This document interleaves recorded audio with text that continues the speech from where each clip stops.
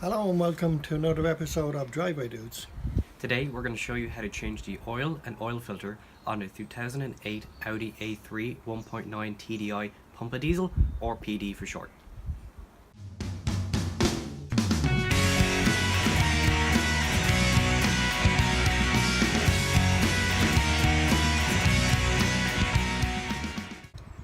So first thing we want to do is we want to remove the engine cover to allow access to the oil filter housing.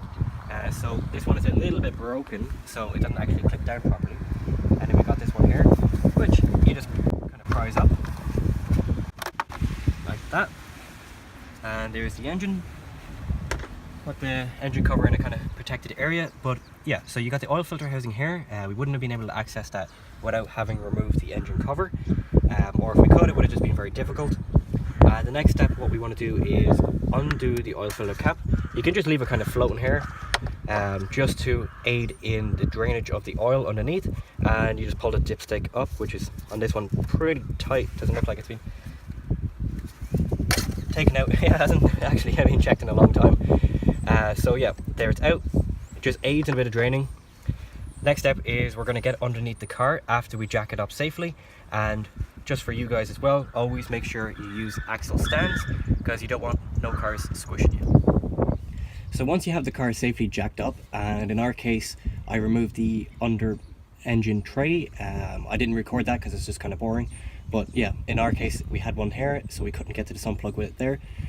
You get in our case a 19 socket, and lefty loosey will undo it. Well, okay, there you go. And if you have one, pull your oil pan underneath, and if you don't have one, buy one because they are so handy to have. And yeah, let's just undo it by hand. See if I cut it.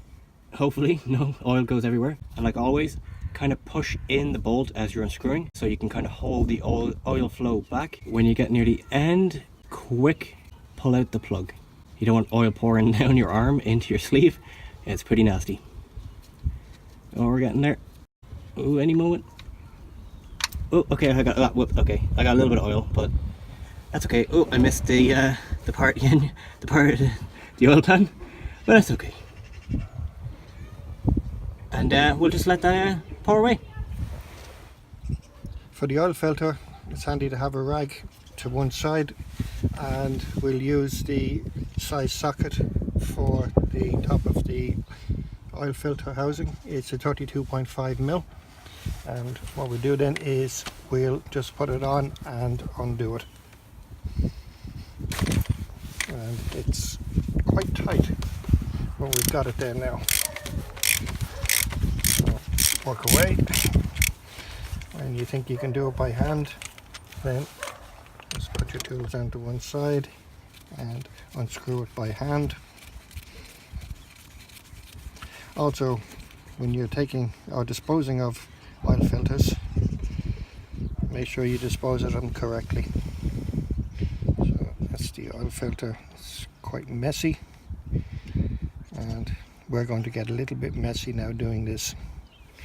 So take it off if you can, and pull it off the top of the housing. Put the housing to one side, and with a bag, into that bag and try and not spill it all over the place. Put it in the bag, make sure there's no holes in your bag, and we're good to go for putting the new one in. This is your filter here, and when you open it, there you go there, and you'll see inside the box there's a O-ring that goes on the filter housing cap. So what we do is we'll just take out the filter ring or cap ring and take the old one off. So with a little blade screwdriver, we'll just prise it off. So just get it in underneath and just pull it back. Simple as that. And with the new one, we'll just put that on. Now it'll need to be stretched a little, and we'll just work it around and just push it down Again, if you want, you can use the little screwdriver, push it into the little groove that it's meant to be in. And a little bit of residue from the inside of the cap, just run it around the ring so it'll go nicely into place. With that done, and using the nice little rag that we have, and if you want to have a look down here, you'll see that I gave the filter housing a clean out, and we'll put the new filter into place. So taking the filter out, and we'll fit it on there, so it should just snap into place. You'll hear a little click, and we're ready to screw in. So place it down, and remember, try and get the threads correctly. The worst thing that could happen is if you cross the threads, you could get terrible leaks and destroy your cap. So tighten it as much as you can till it's hand tight, and with the 32.5 socket and a torque wrench set to, according to the cap here it says 25.5, set the torque wrench to approximately the same. In this case, this one here is set to roughly 26. Put it in and tighten up. As with torque wrenches, you can hear a little click when it's reached the correct tightness, and some of the torque wrenches the electronic ones may beep. But we'll just tighten away and have a listen out. That's it, and we'll do it another time, and that's it. That's tightened down. Okay, so with the oil having finished dripping, in our case it's just slow little drips like this. Not really important. You can, if you want, give it a little bit longer. You can let it drip as long as you like, but in our case we're pretty happy with that. So with a new washer fitted to your sump plug, we're just going to screw it in by hand. Make sure we don't cross any threads or anything, cause any problems. You just want to do it up hand tight. Just keep screwing it in. Get a little bit tight now. And in our case we used a compression washer, a copper compression washer.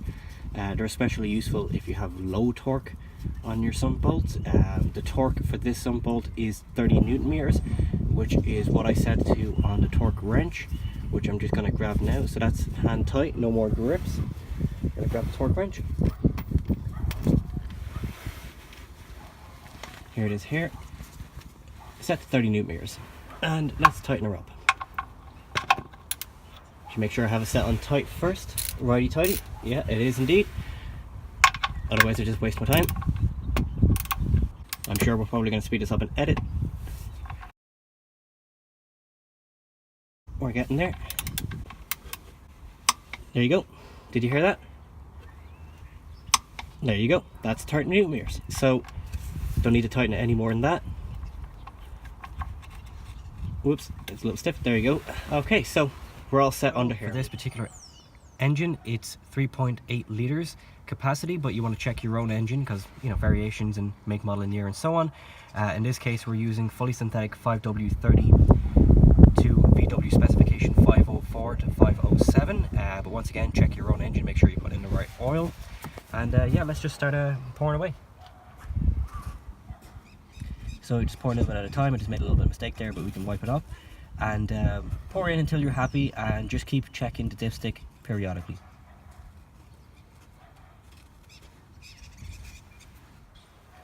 So after you've put as much oil in the engine as you feel comfortable, the next step is to check the dipstick and make sure we're between minimum and maximum. Now remember, when we start the car for the first time, not only to look for leaks, but the oil filter will soak up some of that oil. So we'll just check it first of all here. We'll just wipe down the dipstick first. You're not going to take a reading off this one. Just going to put it back in.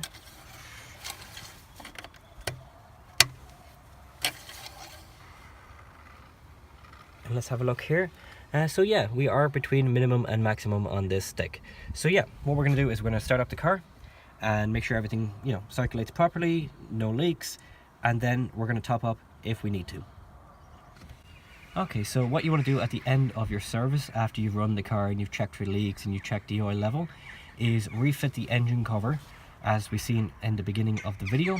It's just a reversal of the removal, and reset the service indicator inside the car too, which you can follow our other video on how to do that. And there you have it. So with the right tools and a few service parts, you yourself can change the oil and oil filter on your 1.9 pump of diesel, or PD for short. And if you like the video, don't forget to give us a thumbs up, and you can find us on Facebook, Blogger, Twitter and Instagram.